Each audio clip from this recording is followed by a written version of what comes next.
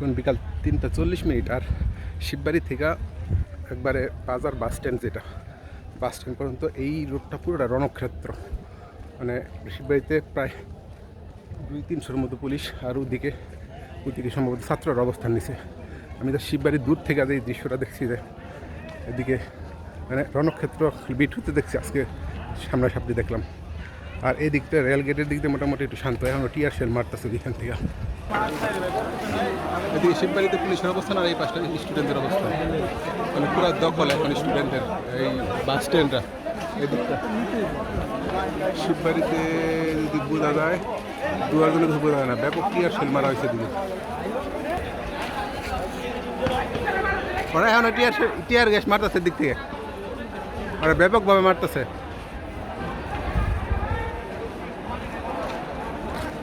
চোখ মুখ অন্ধকার হয়ে গেছে পুরো।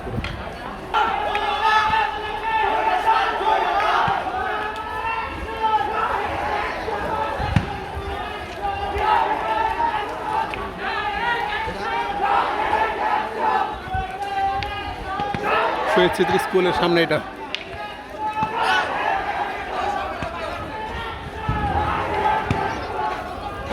টোটালি শিববাড়ি একেবারে রণক্ষেত্র।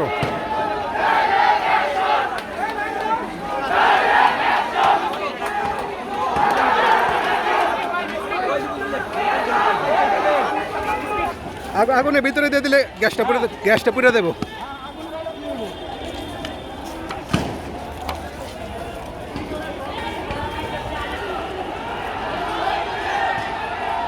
বন্ধ করে অবস্থায় পরে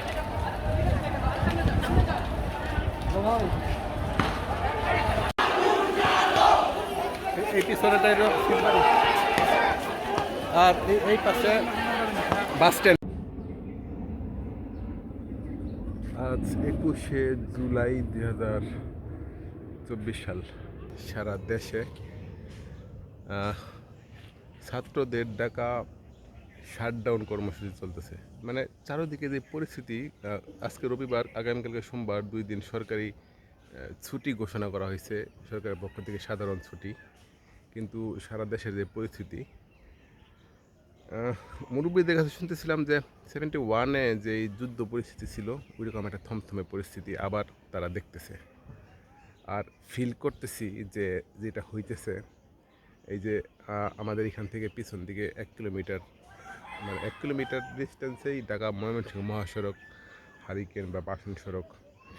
একটু পরে পরে হেলিকপ্টারগুলা আসতেছে, হেলিকপ্টারের টহল হইতেছে এদিক দিয়া, আর মানুষ জমায়েত হইতেছে যেখানে,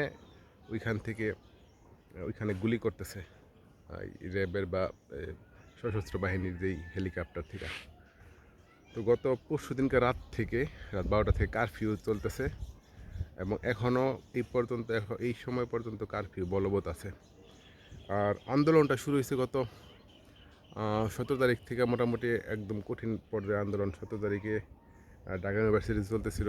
আমি 17 তারিখে যখন ঢাকায় গেলাম, রাস্তাঘাটগুলো বন্ধ ছিল, হাইটে আসছি 16 তারিখে, এবং 17 তারিখে ছুটির দিনও ব্যাপক সংঘর্ষ হয়েছে ঢাকাতে।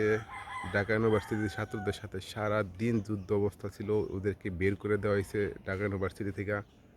তারপরে 18 তারিখ থেকে ওরা সারা দেশে ক্লোজ ডাউন দেওয়া হয়েছে। ক্লোজ ডাউন ছিল না, আমরা ক্লোজ ডাউন করে দিয়েছিল, এবং এটা আজও পর্যন্ত বলবৎ আছে সারা দেশে। তো ওই 18 তারিখ বৃহস্পতিবার, ওই উপলক্ষে সকাল থেকেই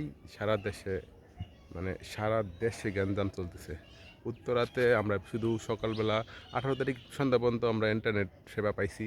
18 তারিখ সন্ধ্যার দিকে ব্রডব্যান্ড ইন্টারনেট বন্ধ হয়। তার আগে 18 তারিখ সারাদিন উত্তরাতে প্রায় 40-50 জন মানুষ উত্তরাতে মারা গেছে, যারা স্পটে ছিল, যারা ব্যবসায়ী, তারা বলছে এটা। যদিও সরকারি মাধ্যমগুলোতে বিকালে বা রাত্রেবেলা 30 জনের মতো মৃত্যুর সংবাদ দেওয়া হয়েছে, কিন্তু সারা দেশে ওই দিনই প্রায় 80-র বেশি মানুষজন মারা গেছে। পরদিন ছিল শুক্রবার 19 তারিখ, গত পরশু দিনকার শুক্রবারে আন্দোলনটা আরও তীব্র হয়। ইন্টারনেট বন্ধ ছিল, কিন্তু সারা দেশের মানুষ নেমে গেছে রাস্তায়। এবং জয়দেবপুরের এই রণক্ষেত্র অবস্থা ছিল, যেখানে আমি ওইখানে অংশগ্রহণ করতে গেছিলাম এই যুদ্ধ অবস্থায়। আসলে যেটা বলতেছিলাম যে একটা একটা যুদ্ধ অবস্থা। পাকিস্তানিরা যেমন ছিল শত্রু বাহিনী, এরকম পুলিশ বাহিনী হয়ে গেছে শত্রু বাহিনী। এবং এখানে রাজাকারের ভূমিকা পালন করতেছে যারা লীগ বাহিনী আছে। ওরা দেখা গেছে যে ওই সশস্ত্র বাহিনীদেরকে হেল্প করতেছে, যেরকম রাজাকার বাহিনী হেল্প করতেছিল। আর নিরস্ত্র মানে খালি হাতে যুদ্ধ করতেছে কারা? যারা সাধারণ ছাত্র ছিল এবং যারা ছাত্রদের পক্ষে কাজ করতেছে তারা। এখন সারা দেশে কারফিউ বলবৎ আছে। জুলাই মাস 2024 সাল।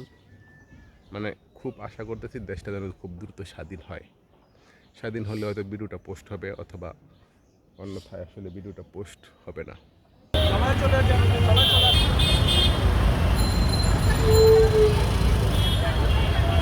একটি বিশাল জনস্রোত এখন সায়েন্স ল্যাব অতিক্রম করছে, এটা শহীদ মিনারে যুক্ত হবে।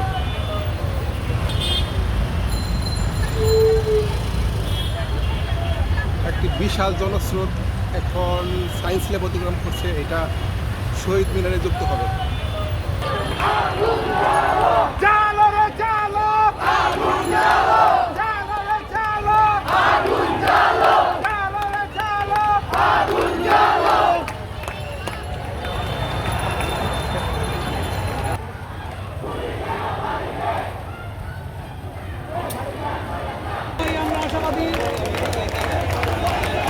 চারিদিকে জনরোষ।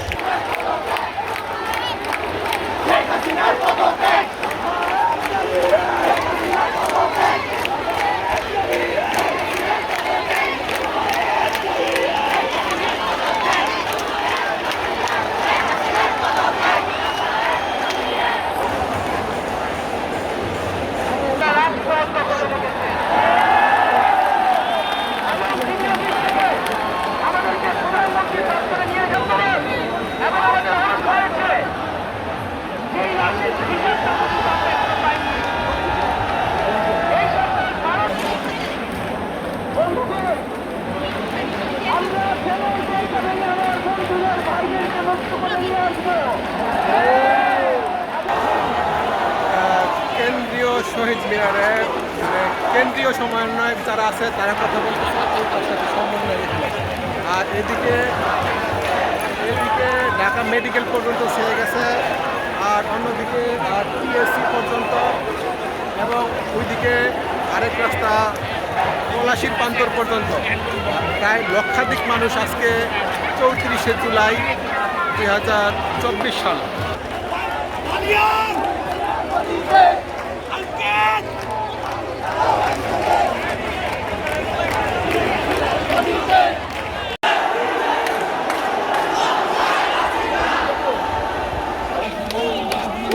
হাউস বিল্ডিং এর সেনাবাহিনীর ব্যারিকেড ভাঙার পর এখন আজিমপুরে পুলিশের ব্যারিকেড ভেঙে এগিয়ে যাচ্ছে প্রায় লক্ষাধিক।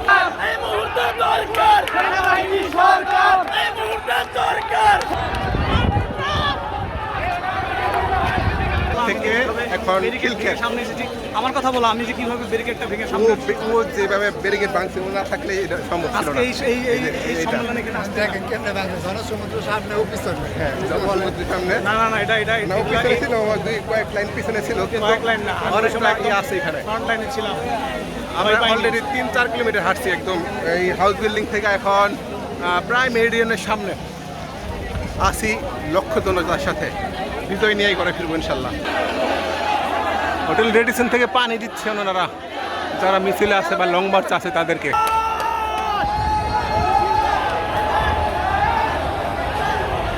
বনানী রেল ওভারব্রিজ থেকে বনানী পর্যন্ত মানুষ আর মানুষ।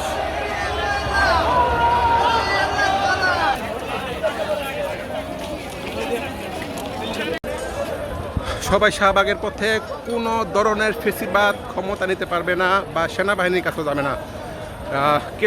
কেন্দ্র থেকে যে নির্দেশনা আসছে আসিফ মাহমুদের কাছ থেকে, যে ফেসিবাদের হাতে কোনো ক্ষমতা নয়, এই ক্ষমতা নির্ধারণ বা পরবর্তীতে কে আসবে তা নির্ধারণ হবে একমাত্র শাহবাগের মঞ্চ থেকে। এটাই এখন ঘোষণা। আর আসি বনানীতে, এবং আমরা সকাল 11টা থেকে যখন উত্তরা থেকে রওনা দিই, উত্তরা সেনাবাহিনী ব্যারিকেড ভাঙা এবং পুলিশের ব্যারিকেড ভাঙার পরে এখন আসি বনানীতে। ওই পিছন পর্যন্ত যত দূর চোখ যায় শুধু জনস্রোত। মহাখালী পার হইতেছি বিজয়ের একদম কাছাকাছি সময়। আর এই পাশে মানে গণভবনের দিকে ব্যারিকেড দেওয়া আছে সেনাবাহিনী। মানে সেনাবাহিনী বলছে সামনে আগায় যান, আমরা মহাখালী থেকে আগায় যাইতেছি এখন। আর যত দূর চোখ যায় শুধু জনসমুদ্র। আমাদের এখনকার গন্তব্য শাহবাগ এবং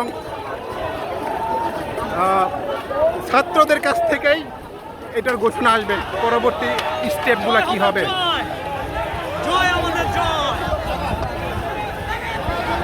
এখন আর বসে থাকার সময় নাই, যারা যেখানে আছেন বেড়ে আসেন। মানে আন্দোলনে না থাকতে পারেন, অন্তত বিজয়ে আসা শরীক হন।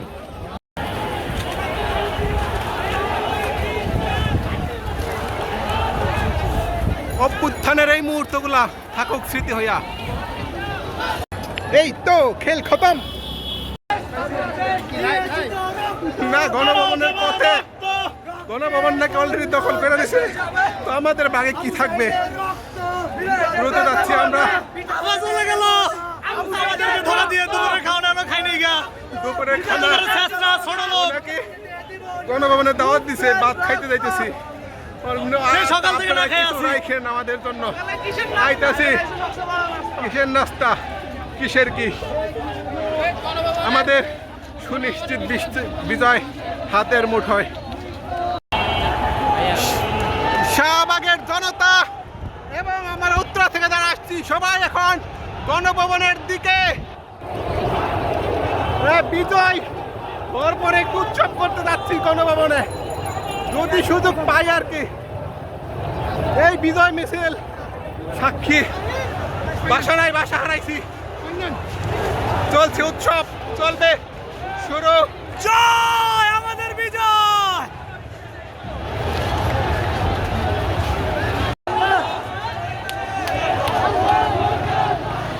বিজয় মিছিল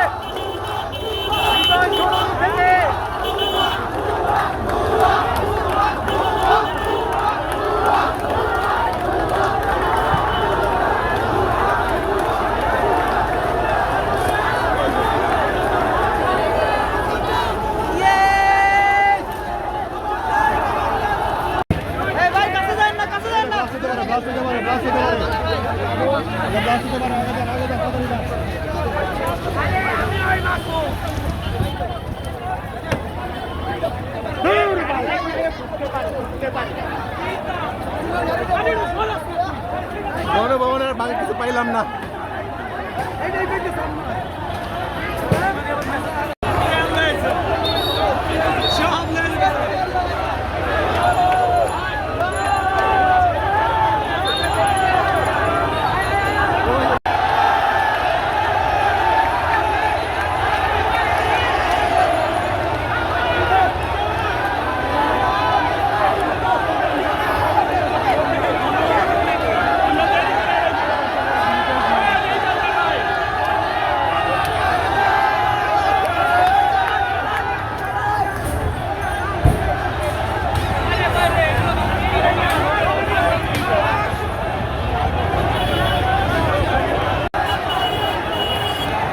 সংসদের ভিতরে মানুষ ঢুকে গেছে। ওই যে সংসদ ভবন দখলে।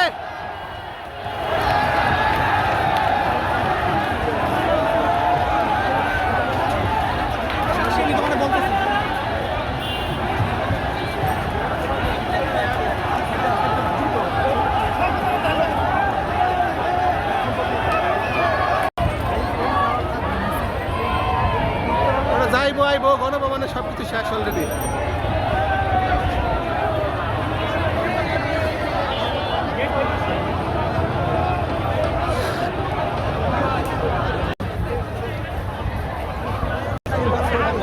সালের হাঁসটাই নাই ভাই আপনার।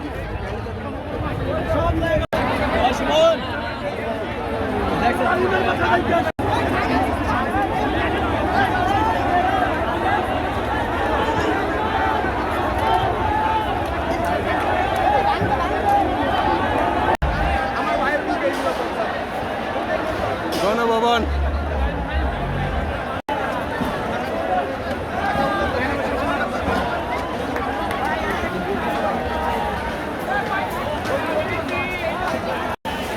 গণভবন জয়েস।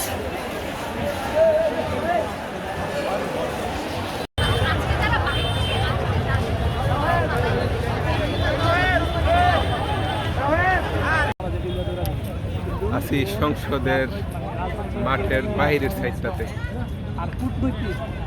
আজকে সকালে যখন বাসা থেকে বের হই, ফেসবুকে একটা পোস্ট করছিলাম যে বিসমিল্লাহ তাকাল্লাল্লাহ লা হাওলা ওয়ালা কুওয়াতা ইল্লা বিল্লাহ। মনটার মধ্যে মোচড় দিয়ে উঠছিল যে যদি আজকে হেরে যাই তাহলে হয়তো আর ঘরে ফিরা হবে না।